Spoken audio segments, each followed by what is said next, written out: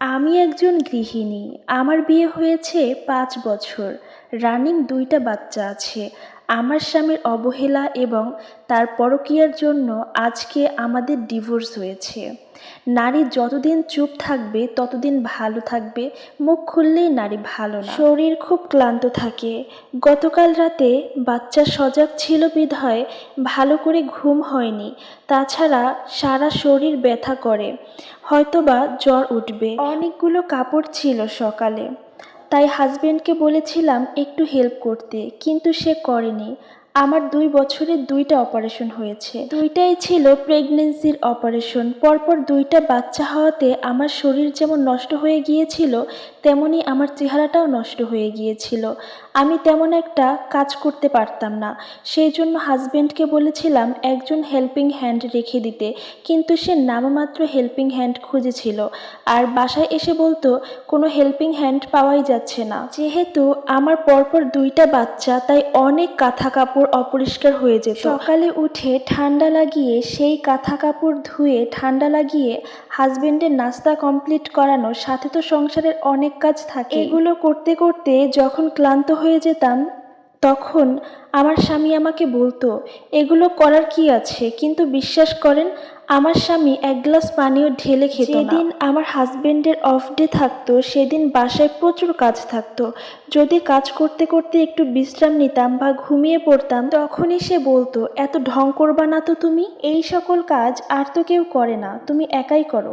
জবাবে তখন আমি বলেছিলাম কারো কি ২ বছরে পরপর ২টা অপারেশন হয়েছে, তাও আমার হিমোগ্লোবিন ৩ ব্যাগ রক্ত ভরার পর ৭ আছে। তখন আমার স্বামী আমাকে বলে উঠল তর্ক করবা না, পারলে একটা চাকরি করে দেখাও, সেই যোগ্যতা তো তোমার নেই। বলে রাখা ভালো, আমার স্বামীর নিজের ৫তলা বাসা আছে এবং যথেষ্ট পরিমাণ জায়গা জমি আছে। তার মা বোনের বেলায় সব কিছুই হয়, তাতে কোনো সমস্যা নেই, কিন্তু আমার বেলায় সব কিছু ফুরিয়ে যায়। এর মধ্যে ডিসেম্বর মাসে আমি আমার বাচ্চাদের নিয়ে ভাসুর আর শ্বশুরবাড়িতে ঘুরতে যাই। এই সুযোগে আমার হাজবেন্ড একটা মেয়ের সাথে কথা বলতো। আমি বাসায় আসার পরও সেই মেয়ের সাথে সে লুকিয়ে লুকিয়ে কথা বলতো। একদিন রাতে আমি আমার বাচ্চাদের নিয়ে ঘুমিয়ে আছি, হঠাৎ ঘুম ভাঙলে দেখলাম আমার স্বামী ঘুম থেকে উঠে বেলকনিতে গেল সিগারেট হাতে নিয়ে এবং সেই মেয়ের সাথে কথা বলতেছে। সেদিন তাকে আমি হাতে নাতে ধরেছিলাম এবং সেই মেয়ের সাথে অনেক সময় কথাও বলেছিলাম। সেই মেয়ের সাথে আমি উচ্চস্বরে কথা বলেছিলাম জন্য সেদিন রাতে আমার হাজবেন্ড আমার গায়ে হাত তুলেছিল, আমাকে অনেক মারধর করেছিল। আর এটা যে কত কষ্টের সেটা আমি কিভাবে বোঝাবো। শ্বশুরবাড়ির কাউকে বলতে পারতাম না, ইভেন বাবার বাড়ির কারোর সাথেও শেয়ার করতে পারতাম না, কারণ বিয়েটা আমরা দুজন দুজনকে পছন্দ করেই করেছিলাম। সংসার জীবনে আমি দিন দিন মানসিক রোগী হয়ে যাচ্ছিলাম। অফিস শেষে আমার হাজবেন্ড যখন বাসায় আসে সারাদিন মোবাইল দেখে, আমি কিছু বললেও শোনে না, সময় তো আমার জন্য নেই। এরপরও আমি চেয়েছিলাম আমার হাজবেন্ডের সাথে সংসার জীবনটা খুব সুন্দর করে কাটাতে, কিন্তু তা আর পারলাম না। এভাবেই ২ মাস যেতে না যেতে তার ওই মেয়েটির সাথে সম্পর্ক আরও গভীরে চলে যায়।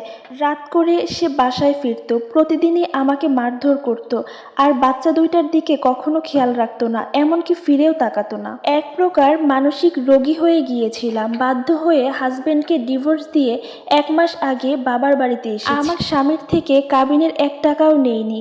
আর আমার বাবা মায়ের কথা কী বলবো, আমি সহ নাতি নাতনির মুখ দেখে আমাকে তারা আর ফেলে দিতে পারেনি, আপন করেই নিয়েছিল। কিন্তু অবাক করার বিষয় হচ্ছে গত ৩ দিন হলো আমাকে আমার এক্স হাজবেন্ড একটানা ফোন দিয়েই যাচ্ছে এবং মেসেজ দিয়েই যাচ্ছে।